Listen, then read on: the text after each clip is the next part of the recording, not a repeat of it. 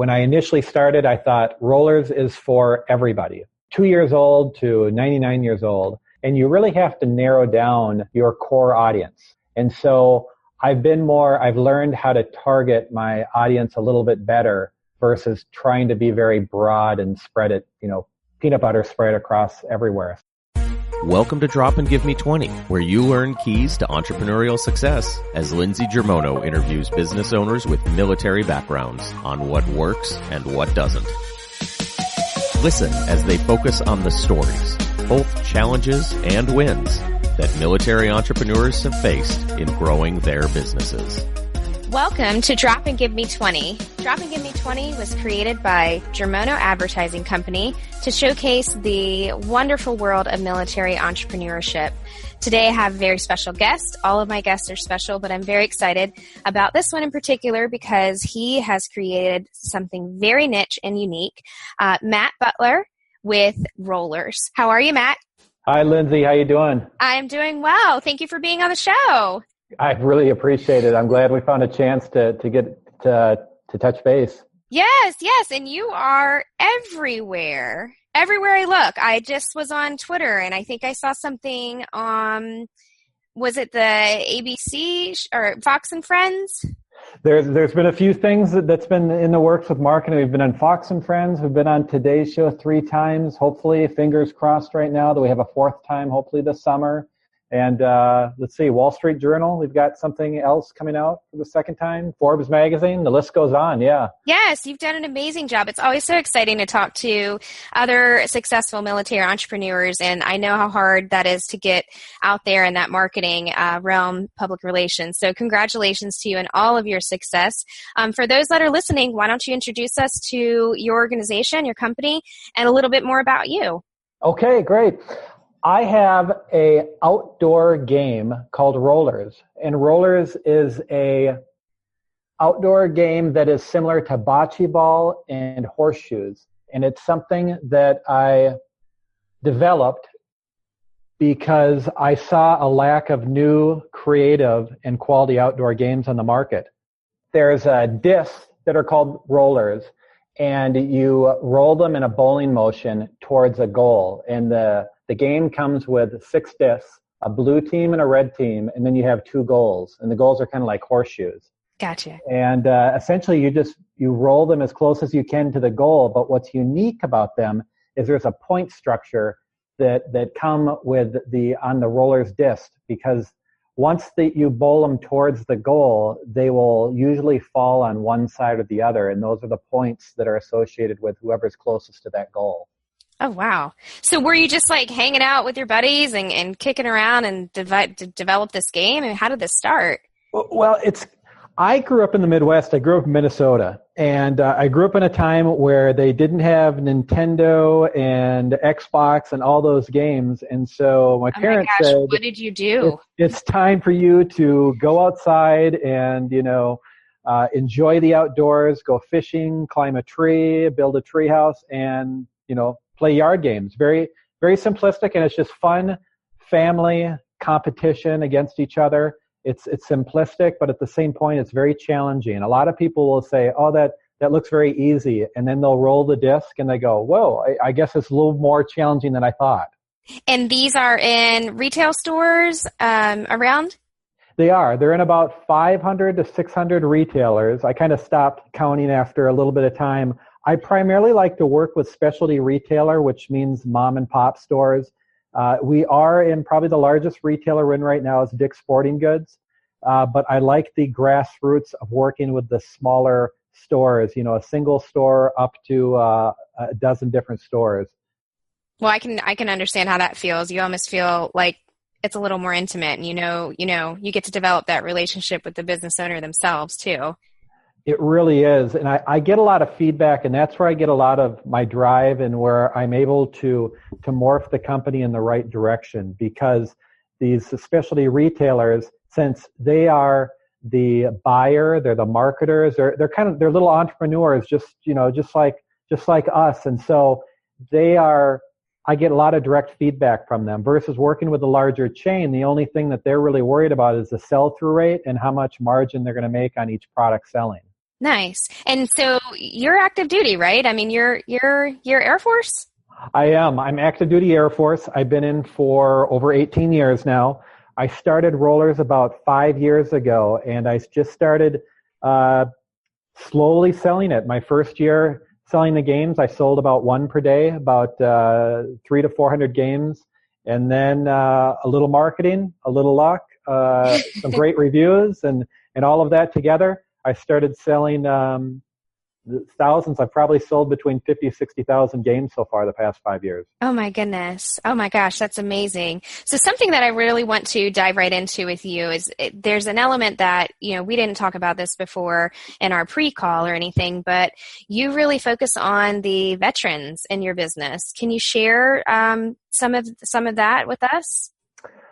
A lot. One of the things that I started trying to get spouses oriented into my business. I saw a lot of spouses that were at-home moms, and a lot of them extremely educated, master's degrees, and it's very challenging for, as a military, either male or female, traveling around all the time, and sometimes that job becomes a priority, and a spouse is having to move to different jobs. And I thought it would be great if I could connect with them to see if they might have some skill sets that I might not have, and we can do things. The internet is such a blessing because we can do things mobily. And so I work with a lot of spouses for blogs, I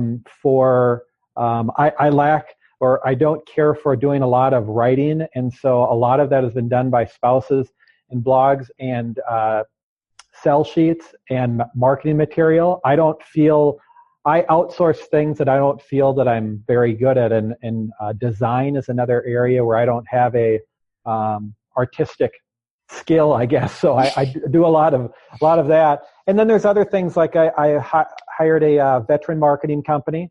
The wife works for the husband's in the Marines, and she started a marketing company. I work with an active duty Marine that works with social media, and that's just been a lot of fun to be able to work with other veterans from all different services. So those that are listening, obviously the bulk of the listeners here are going to be military entrepreneurs, but we also have experience, and this is what really came to light for me as an agency.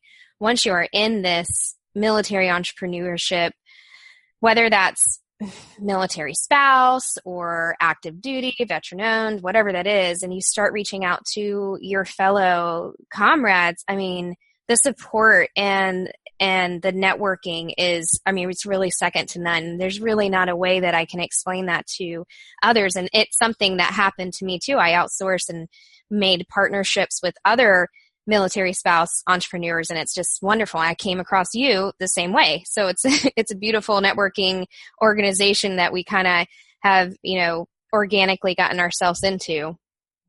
Oh, exactly. And everybody has been so helpful, and everyone is supportive of each other in that regard. And I see a lot of networking goes on amongst each other. I think we've introduced each other to other people and vice versa. We've also seen a lot of parallel roads amongst people that we both know. And I think that's neat to see. Yeah, heck yeah. So let's dive in. What has been, for those that are listening, for the military entrepreneurs like myself even, I'm sure you have a ton of different things that you can share, and we probably could record 2 or 3 different episodes on that. But let's dive in. What has been something that in your industry here that you've had to tackle? Oh boy, it seems like every week there seems to be a new challenge, but just being put on the spot, a couple things that come to mind are when I first started working with retail buyers, packaging, marketing. Those are a few of them. So if there's one that you think your listeners might be interested in, I can hit one of those. Let's talk about the packaging. I'm interested in that. I've not kicked that around much. I'd love to see and hear what you've had to go through on that. And this will probably change your listeners' views when they're looking at packaging too, because It's something I never really thought about. So when I first started off, making the games, I just had a brown box and I had a sticker that was red, white, and blue, and it looked like a toy company from like the 1950s. It was laughable, and I still have a few of them. I should take a picture and put it up on social media or a blog because it's funny. But that was when I was just selling directly online, and so my selling point to the game was the website because that's what people saw, and I didn't have to worry too much about packaging. But once I had a retail buyer, my first retail buyer came to me and said, what is your wholesale? What would you wholesale to me? Do you have a minimum? And to be honest, I really had no idea. So that was one of those points I had to research, thinking, what price point should I wholesale it to where everybody comes out, ahead and makes money from this? But go ahead. I was going to say, someone like myself might go, well, you factor in how much it costs to, the materials and everything like that, and maybe some of the shipping, but is there anything that, that's really all I can think about. What else kind of goes into that cost point? Well, exactly. That's what goes into it is your manufacturing cost point, and then there's, additional net operating cost where you have to roughly, you figure that's overhead and how that would factor in there. And then I come up with a slidable window in regards to if somebody were going to buy 6 games versus if, Dick's Sporting Goods is going to buy thousands of games. And so that price point changes a little bit depending on there. And so there's a negotiation. So I start off at one price point and then I adjust. And now you're packaging in a soft sleeve, kind of a blue padded kit with a nice soft cardboard kind of packaging around it, right? Exactly. I found that idea, and this is a good point for your listeners, is you don't need to recreate something from absolute scratch. Go out there and look to see what's been done and get a feel for what you might want your end product to look like if you're dealing with a product. And I saw a package that had the carrying case and the roller game pieces, and they're all made out of wood, 100% wood in there, and they're separated by cardboard so they don't scratch each other or rub on there.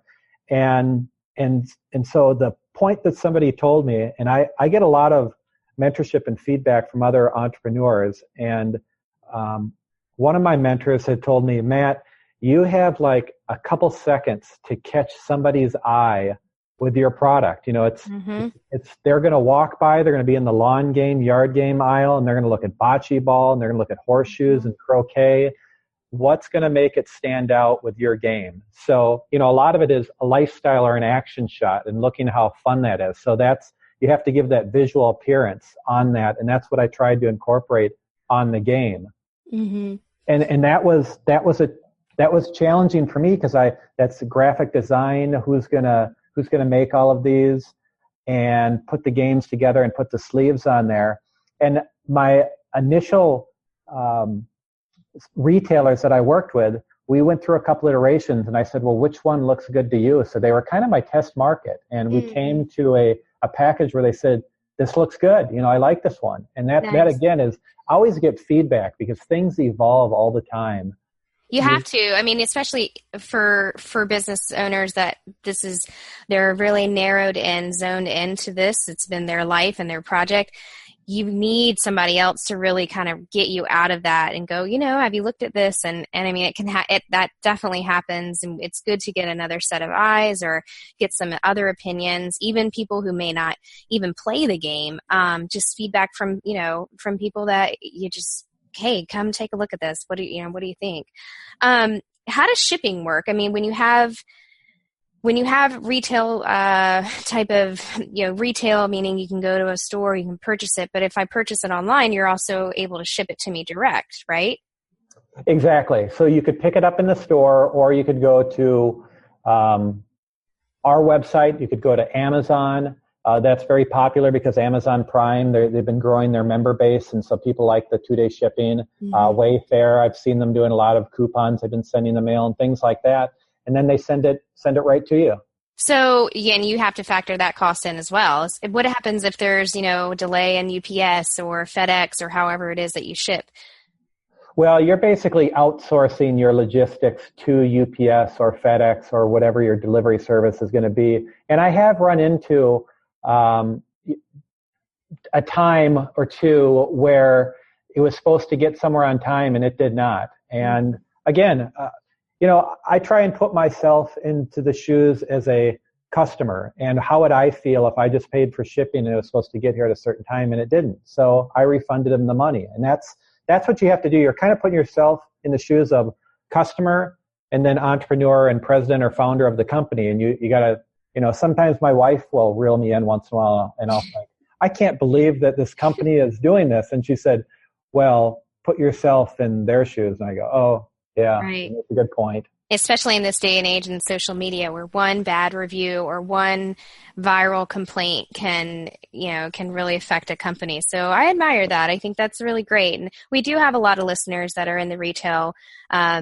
industry. So I think it's wonderful that you can kind of give those tips to them.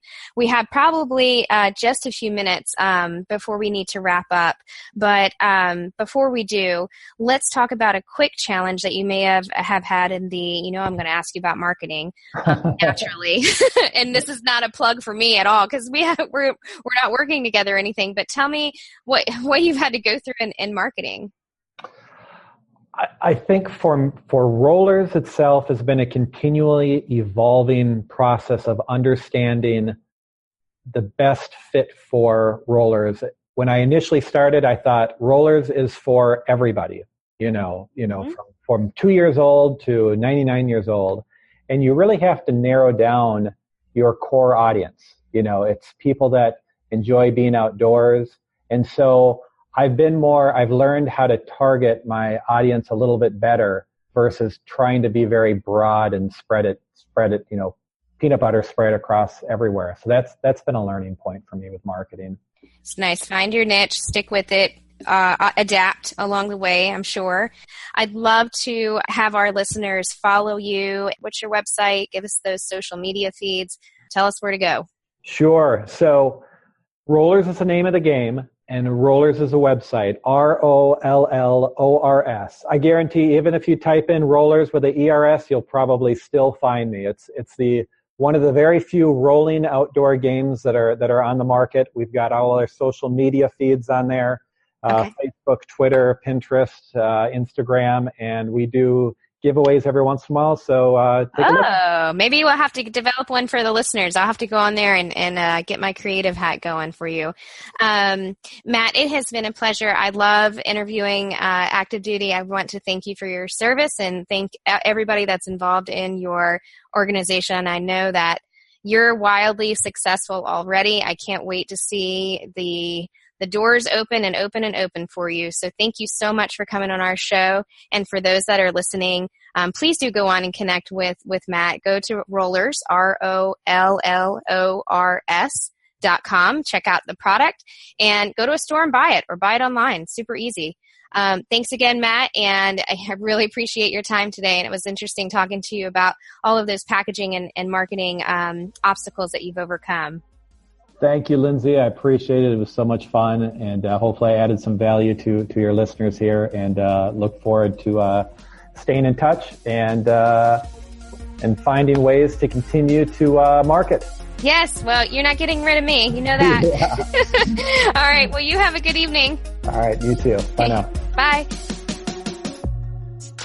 Thanks for listening to Drop and Give Me 20, brought to you by Germono Advertising Company in Norfolk, Virginia.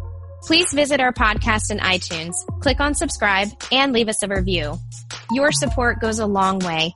When you subscribe and leave reviews, it helps the guests on our show as well. Jump in and let us know what you think. You can also follow all of our guests on the Drop and Give Me 20 Facebook page.